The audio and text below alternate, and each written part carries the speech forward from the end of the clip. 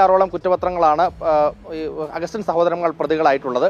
ഈ കുറ്റപത്രം സമർപ്പിച്ചതിന് പിന്നാലെ വിചാരണയൊക്കെ തുടങ്ങുന്നതിന് മുൻപ് അവരൊരു അപ്പീൽ നൽകിയിരുന്നു. ആ അപ്പീൽ പറഞ്ഞത് ഈ മരങ്ങളൊക്കെ തങ്ങളുടേതാണ്, അതിന് ഉത്തരവുണ്ട്, നിയമപ്രകാരമാണ് മരങ്ങൾ മുറിച്ചത്, സർക്കാരിൻ്റെതല്ല ഈ മരങ്ങൾ എന്നതാണ്. പക്ഷേ കൽപ്പറ്റ കോടതി അത് തള്ളുകയും അതിരൂക്ഷമായ വിമർശനങ്ങൾ ഉന്നയിക്കുകയും ചെയ്തിരുന്നു. പ്രത്യേകിച്ച് മരങ്ങൾ സർക്കാരിൻ്റെതല്ല എന്ന് തെളിയിക്കാൻ ഒരു കീറക്കടലാസ് പോലും പ്രതികളായ അഗസ്റ്റിൻ സഹോദരന്മാർക്ക് സമർപ്പിക്കാൻ കഴിഞ്ഞിട്ടില്ല എന്നടക്കമുള്ള പരാമർശങ്ങളോടെ അത് തള്ളിയതാണ്. എന്തായാലും ഇനിയുള്ള സാഹചര്യം ഈ മരങ്ങളൊക്കെ ലേലത്തിന് പോകാനുള്ള നടപടികളിലേക്ക് പൂർത്തീകരിക്കുന്നു. വനംവകുപ്പിന്റെ നടപടികൾ നേരത്തെ പൂർത്തീകരിച്ചതാണ്. ആ ഒരു സാഹചര്യത്തിലാണ് വീണ്ടും ഒരു കണക്കെടുപ്പ് നടത്തണമെന്ന് കോടതി ആവശ്യപ്പെട്ടത്. അതിൽ പ്രകാരം പോലീസും വനംവകുപ്പും എല്ലാം ചേർന്ന് സംയുക്തമായ പരിശോധന കണക്കെടുപ്പ് തന്നെ ഇപ്പോൾ ഈ മരങ്ങൾ സൂക്ഷിച്ചിരിക്കുന്ന കുപ്പാടിയിലെത്തി നടത്തുകയുണ്ടായിരുന്നു. ഫോട്ടോ അതോടൊപ്പം വീഡിയോ അടക്കം പകർത്തിയാണ് ഈ മരങ്ങളുടെ കണക്കെടുപ്പ് പൂർത്തീകരിച്ചിരിക്കുന്നത്.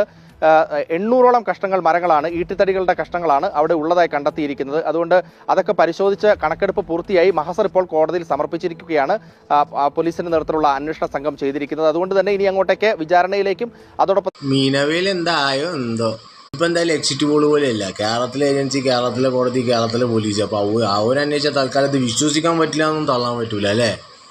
ബാക്കിൽ നമുക്ക് കാണാം. നന്ദി, നമസ്കാരം.